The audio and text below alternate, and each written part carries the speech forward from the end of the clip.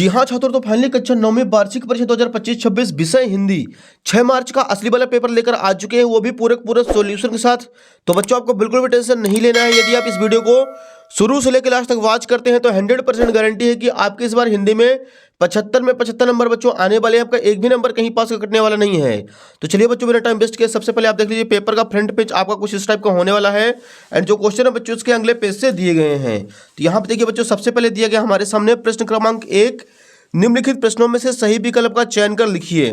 पहला क्वेश्चन इसका, कबीर दास की एक रचना है, इसका आंसर हो जाएगा ऑप्शन नंबर सा बीजक। सेकंड क्वेश्चन, हिंदी साहित्य का स्वर्ण युग माना गया है, इसका आंसर करना है ऑप्शन नंबर बा हो जाएगा भक्ति काल को। थर्ड नंबर क्वेश्चन है, काव्य की शोभा बढ़ाने वाले तत्व कहलाते हैं, इसका आंसर हो जाएगा ऑप्शन नंबर द अलंकार कहलाते हैं। चौथा क्वेश्चन, झूरी के साले का क्या नाम था, तो इसका आंसर करना है बच्चों ऑप्शन नंबर आ गया नाम था। पांचवा क्वेश्चन, संधि के प्रकार लिखिए, तो संधि 3 प्रकार की होती है। छठवां क्वेश्चन, इस जल प्रलय में पाठ की विधा है, इसका आंसर हो जाएगा ऑप्शन नंबर बा रिपोर्टाज। तो बच्चों यहाँ पे क्वेश्चन नंबर फर्स्ट जो था वो अपना पूरा कंप्लीट हो चुका है। क्वेश्चन नंबर सेकंड के लिए मूव करते हैं डियर अगले पेज पर। यहाँ पे देखिए पहले बच्चों, निम्नलिखित रिक्त स्थान में से सही शब्द का चयन कर लिखिए। पहला क्वेश्चन देखिए, मखमली टमाटर हुए डेड डेज, इसका आंसर करना है लाल।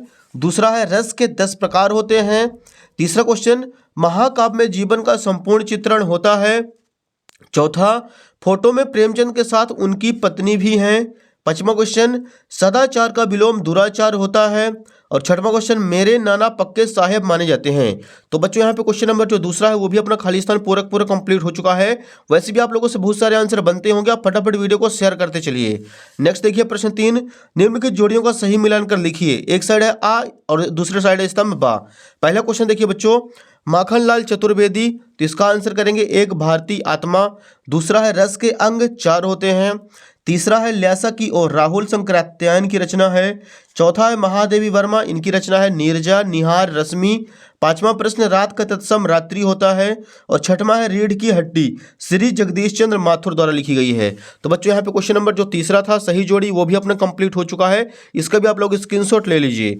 अगला क्वेश्चन देखिए डियर, क्वेश्चन नंबर 4 है, प्रश्न क्रमांक 4, निम्नलिखित प्रश्नों के उत्तर एक वाक्य में लिखिए।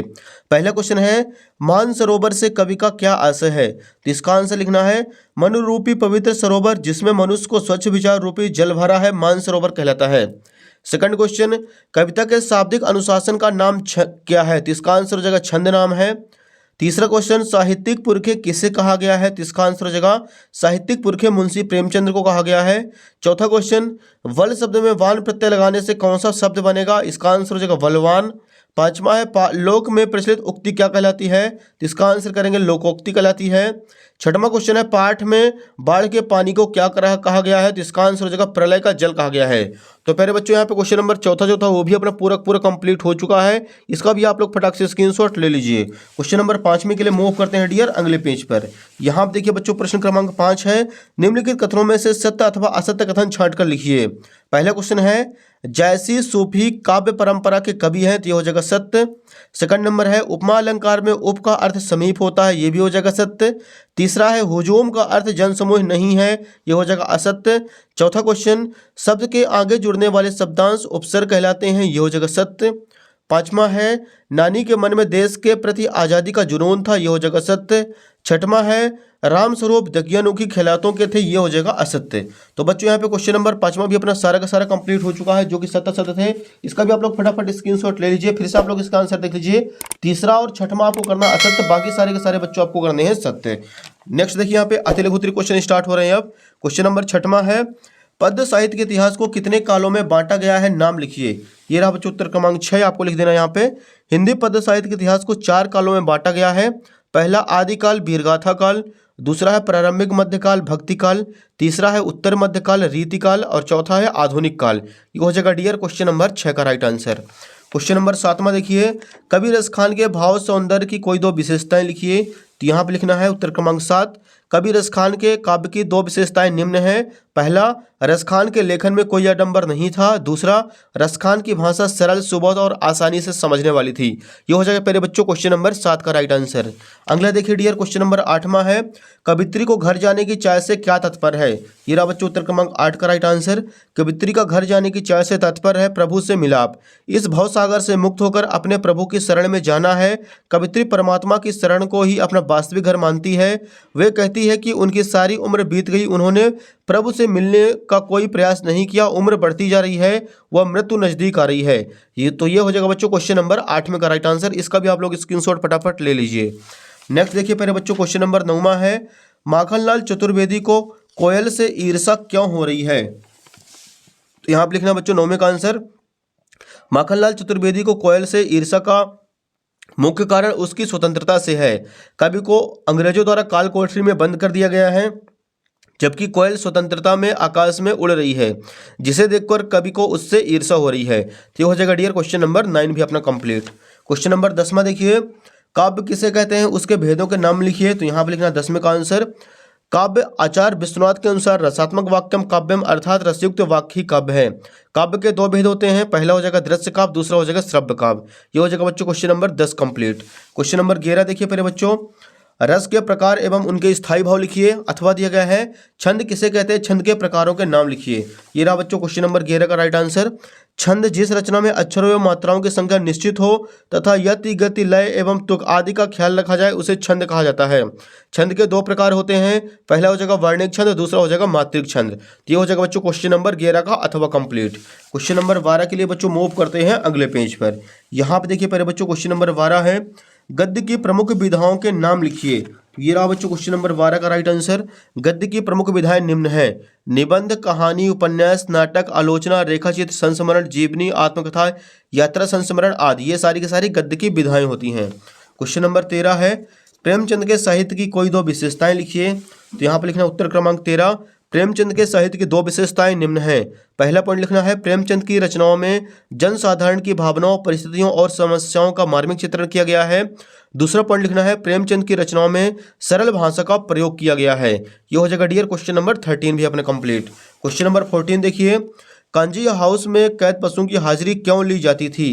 तो यहाँ पर लिखना उत्तर क्रमांक 14 का राइट आंसर। कांजी हाउस में कैद सभी पशु कैदी ही थे, वहाँ की दीवारें भी कच्ची ही थी। यह देखने के लिए कि कोई कैद पशुओं में से कोई भाग तो नहीं गया, इसकी जानकारी के लिए उनकी हाजिरी प्रतिदिन ली जाती थी। ये हो जाएगा क्वेश्चन नंबर 14 कंप्लीट।